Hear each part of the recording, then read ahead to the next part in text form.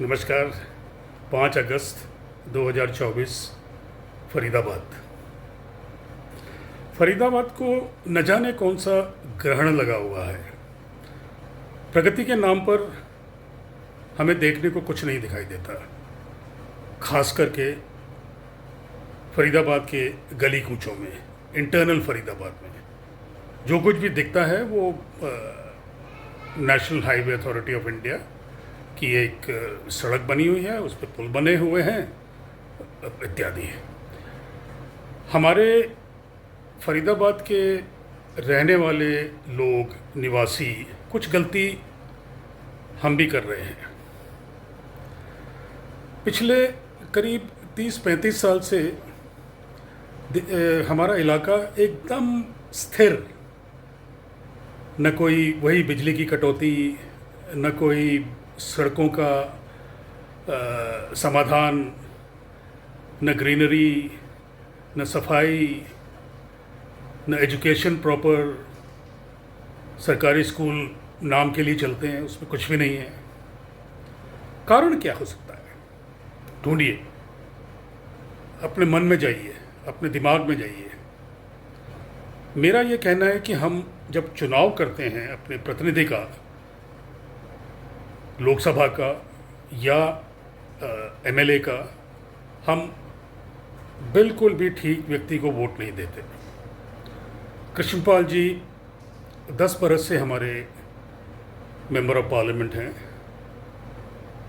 लोकसभा के सदस्य हैं।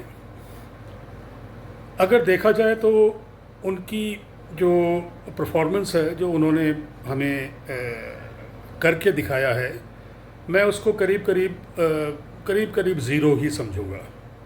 कोई एनआईटी, कोई आईआईटी, कोई मेडिकल इंस्टीट्यूट, कोई सैनिक स्कूल, कोई इंडस्ट्री, मेजर इंडस्ट्री, कोई फंक्शंस, कोई इंटरनेशनल सेमिनार्स, कोई नेशनल सेमिनार्स, किसी इंडस्ट्रीज़ मिनिस्टर को यहाँ बुलाना हो, साइंस एंड टेक्नोलॉजी मिनिस्टर को बुलाना हो, कोई भी यहाँ पर मेजर डेवलपमेंट दिखाई देती नहीं है।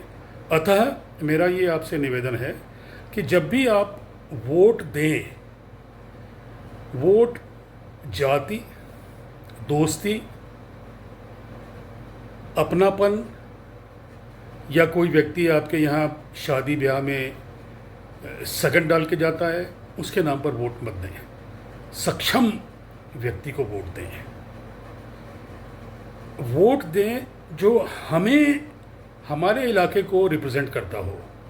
वोट ऐसे न दें कि हाँ वो प्रधानमंत्री का आदमी है, वो राहुल गांधी का आदमी है, या वो मोदी का आदमी है, या वो किसी और नेता का आदमी है, इसलिए हमें उसे वोट देनी है। नहीं, सबसे पहले स्वार्थ। क्या वो मुझे सफाई ला के दे सकता है? क्या वो मुझे, मेरे बच्चों को एजुकेशन में प्रॉपरली डाल सकता है? क्या वो सफाई मेरे आसपास की ढंग से कर पाता है? क्या मुझे बिजली के कट कम कर पाता है? आपने अपने स्वार्थ को पहले देखना है, न कि हाँ जी ये आदमी मोदी साहब का है, ये आदमी राहुल गांधी का है, ये आदमी मायावती का है, ये आदमी अखिलेश का है। No, this is not correct. 30% वज़न उसको दीजिए कि वो नेशनल पार्टी से एफिलिएटेड है, ओके, लेकिन 70% आपने ये देखना है कि वो आपको, आपके पड़ोसियों को, आपके इलाके को किस तरह से प्रगति के पथ पर डाल पाता है। मेरे ख्याल से कृष्णपाल जी को हमें आउट ऑफ वोट करना चाहिए नेक्स्ट टाइम। हमारे एमएलएज जो हैं यहाँ पर जितने भी हैं, they are actually NPAs, non performing assets, they do nothing.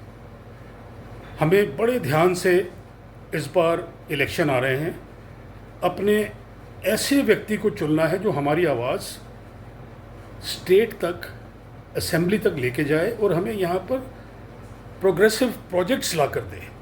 हमें ये देखना है, हमें कुछ भी नहीं देखना है कि वो किस जात का है, वो किस पार्टी से एफिलिएटेड है, लेकिन वो कितना सक्षम है, ये बहुत ज़रूरी है। आज की तारीख में हमारे जो नेशनल बजट अभी मैडम निर्मला सीतारामन ने अनाउंस किया, उसमें टोटल बजट का 0.04% जो है वो रिसर्च के लिए एलोकेट किया उन्होंने। अब हमें पुश करना चाहिए कि देखिए कृष्णपाल जी को कम से कम इसमें 0.05% तो रिसर्च सेंटर्स के लिए लाएं हमारे यहाँ करीब करीब 5 या 6 टेक्निकल यूनिवर्सिटीज़ हैं। एक बड़ा पूल यंगस्टर्स का, इंजीनियर्स का हर साल निकलता है, उन्हें कुछ तो करना पड़ेगा। तो मेरा ये आपसे निवेदन है कि आप एक अच्छे कैंडिडेट को वोट दें, एक अच्छे एमएलए को वोट दें, न जाति पे जाएं, न किसी विशेष पार्टी पे जाएं, न किसी बैकग्राउंड पे जाएं। Vote for a person who is very well exposed, who understands ki what is my people get benefit out of me. So this is very, very important. I will attach a small clip with my video so that you get some details from the Lok Sabha lectures also. Thank you very much. Change हो जाता है, इसलिए मैं सिर्फ आप सारे programme को उठाकर देख लीजिए, सारे प्रोग्राम फेल हो रहे हैं। हमने बच्चे सर सबसे पहले मैं पॉलिसी को लूंगा। पॉलिसी में अगर देखेंगे 3 महत्वपूर्ण चीजें निकल कर आती, बहुत गंभीर विषय है, ध्यान दीजिएगा। Lack of clarity in vision, delayed entry and inconsistent policy. Lack of clarity in vision, जैसा मैंने पहले बताया कि अगर आपका विजन सिर्फ CO2 इमिशन कम करना है तब तो हम कभी नहीं कर सकते, वो जस्ट टाइम पास होते रहेगा, चलते रहेगा। अगर तो आपका विजन है कि पूरी दुनिया को लीड करना है, अगर तो आपका विजन है कि हम फॉसिल फ्यूल से डिपेंडेंसी खत्म करना है, तब आप जाकर कुछ कर सकते हो। हमें ये नहीं पता है कि हमको फोकस किस पे करना है। क्या आप मैन्युफैक्चरिंग पे फोकस करना चाहते हो, क्या आप इंस्टॉलेशन पे फोकस करना चाहते हो? आपको अगर फोकस पता होगा तब वहां आप सब्सिडी डालोगे। क्या आपको सब्सिडी मैन्युफैक्चरिंग में डालना है, क्या आपको सब्सिडी इंस्टॉलेशन पे डालना है, आपको पता ही नहीं है। आपके इनकंसिस्टेंट पॉलिसी कॉस्ट कर रहे हैं पूरे सेक्टर को। पिछले थोड़े समय पहले आपने इंपोर्ट ड्यूटी बढ़ा दी, आपको लगा कि इंपोर्ट ड्यूटी बढ़ाएंगे मैन्युफैक्चरिंग बढ़ जाएगी, आपको पता ही नहीं है कि आप मैन्युफैक्चर करने के सिचुएशन पे नहीं हो, आपने फिर वापस 1 साल बाद उसको घटा दिया। तो ऐसे पॉलिसी डिसीजन 1 साल में फ्लक्चुएट हो रहे हैं। कोई व्यक्ति अब नया प्रोजेक्ट बनाता है, नया प्रोजेक्ट को मटीरियलाइज होने में ही 2 साल लगते हैं। एक प्रोजेक्ट 2 साल में मटीरियलाइज हो रहे हैं, रियलाइज हो रहे हैं, और आप 1 साल में अपने नियम बदल दे रहे हैं। ये इंस्टेबिलिटी, इनकंसिस्टेंसी आपको कहीं लेकर नहीं जाएगी। आप एक चीज और देखिए, हमने बच्चे